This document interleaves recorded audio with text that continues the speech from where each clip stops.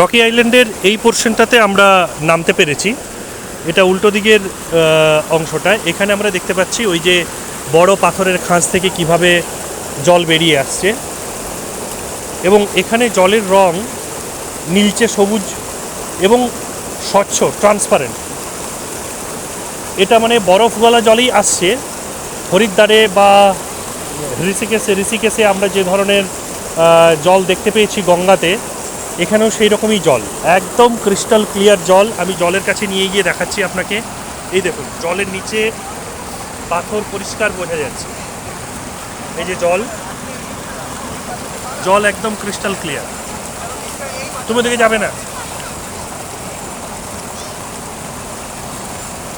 জল একদম crystal clear. এইখানে আমরা এখন এই মুহূর্তে রয়েছি।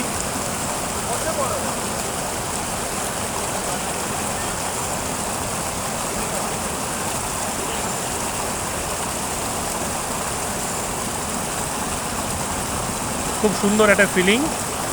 আমি ওদিকের ওই বালিটার দিকে যেতে পারবো, একটু দেখাচ্ছি। একটুখানি আমিও পা স্লিপ করে গেছিলাম পাথর থেকে।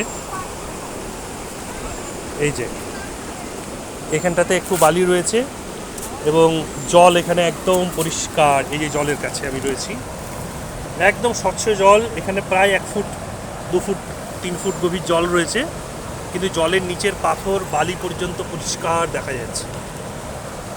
আপনারা আসুন, এখানে কিছুক্ষণ বসুন, অবশ্যই ভালো লাগবে।